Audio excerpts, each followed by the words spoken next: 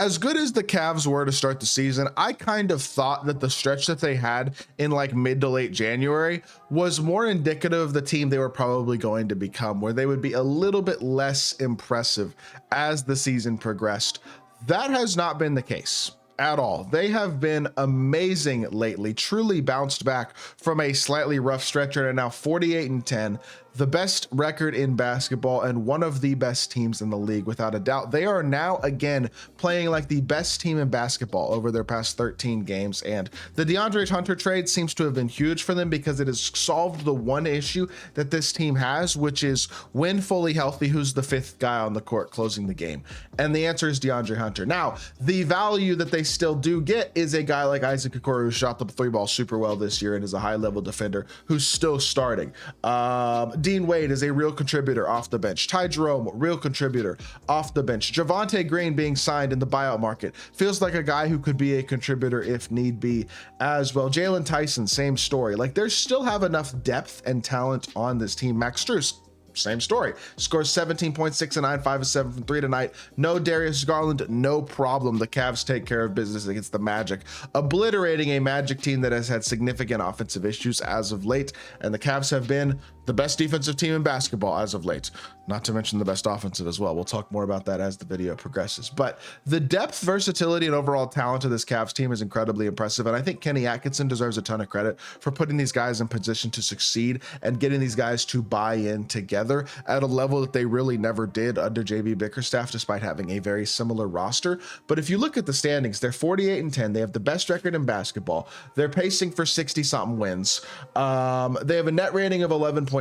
They've won 8 games in a row, 9 of their last 10, 12 of their last 13. Like, they're just playing insanely high level basketball, still 6 games up on the Celtics, and looking at this point as if it's unlikely that they get past for the 1 seed. Only 24 games left in the season, and a 6-game gap is a significant margin that is going to be tough for the Celtics to overcome in the Eastern Conference. Not that that's really their fault, but for a Cavs team that clearly has championship aspirations, being the number 1 seed is a useful thing. Having home court advantage in any series against any Eastern Conference team is going to be valuable. And I think people are going to continue to overlook the Cavs just a little bit in terms of what they expect from like a championship team because of the Cavs running 2 small guards and being that reliant on them in Donovan Mitchell and Darius Garland.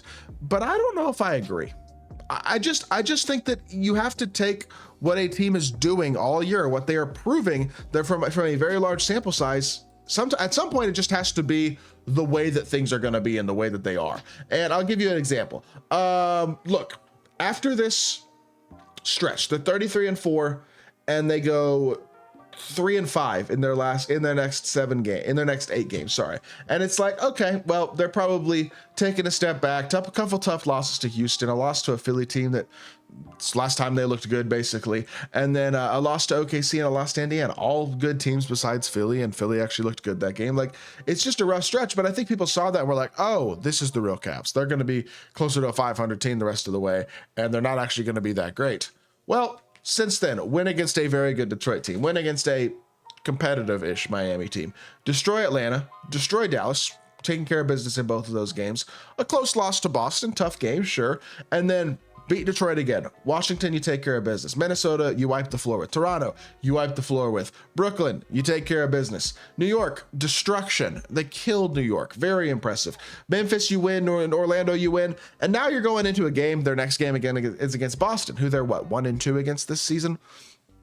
Another big opportunity for a statement game on national television, on ESPN. They only got a couple more nationally televised games for the rest of the year as well. But once they get through that game, you're looking at Portland, Chicago, Miami, Charlotte, a stretch of easy games again. Milwaukee's not the best team. Brooklyn, you can beat. Orlando, you've just dominated. Memphis, you just beat. The Clippers are not as good as of late. Sacramento, meh. Phoenix, meh. Utah, Portland, San Antonio, again, not great. Like, there's just not a super hard stretch in the rest of the schedule. Every single stretch has pretty easy games to finish out the year. Feels like this team could very easily win like 68 games. I could see them going 20-4 in their next 25 games, in their next 24 games. And realistically, if it's not 68, it's going to be 65. It's going to be one of the better regular seasons that we've seen in recent NBA memory. And it is a team that is just still being overlooked for some reason. I mean, you look at the season long stats, they've been the best offensive team in basketball, and it's not all that close. A 122.2 offensive rating, by far the best in the league, almost 3 full points better than the second best offensive team. And defensively, they're certainly not bad either. A 110.9 defensive rating puts them 7th best in basketball, right on par with the Timberwolves, which puts their net rating at 11.6, or 11.3, second best in all of basketball to the Thunder, and almost 2 points per game better than the Celtics. Those are extremely impressive numbers and things that you just cannot overlook. And the most insane part of it is, since that 3-5 stretch where they have been 12-1 since then, if you look at their numbers, a 125.5 offensive rating, 3 points per 100 possessions better than they've been all year as the best offensive team in the league by far. And they're still playing significantly better than even that.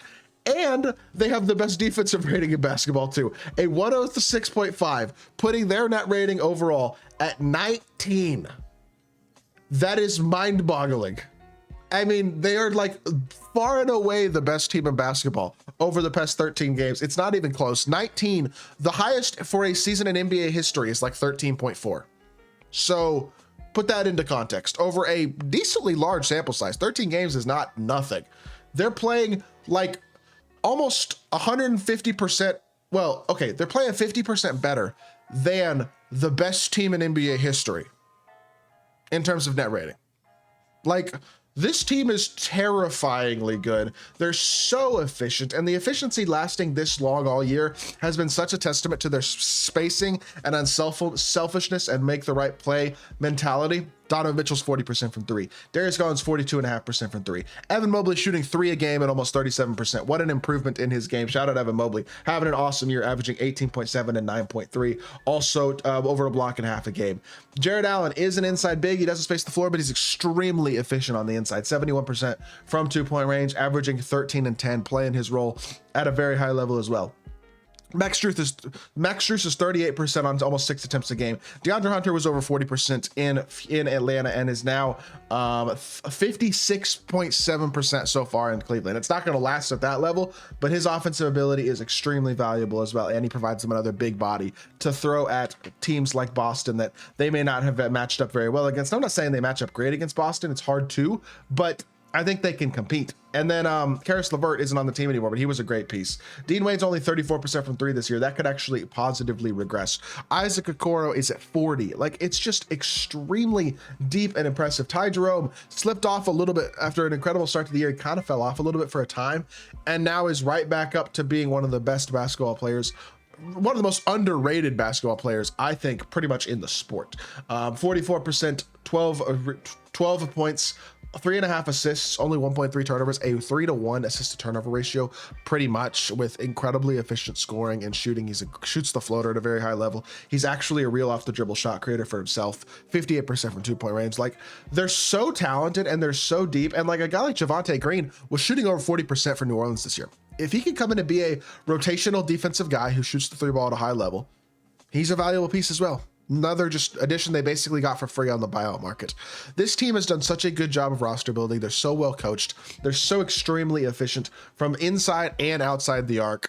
They're the most efficient team in basketball. They're the best offensive team in the sport right now. And they're not really that far off from being one of the best defensive teams in basketball too. The double big lineup has solved all of their issues that they used to have with Evan Mobley now being a better spacer. They can play with each other. They can play without each other. They can stagger minutes so that they have 2 of Darius Garland, Donovan Mitchell, Jared Allen, Evan Mobley on the court at all times. There's just so many things this team can do that makes them absolutely terrifying and still right in the upper echelon of championship contenders. So even if they're not always discussed about as one, they are absolutely in that top tier still of real contenders in the Eastern Conference. And with that being said, that's going to do it for the video. I hope y'all did enjoy. If you did, make sure you hit that like button, leave a comment, and subscribe.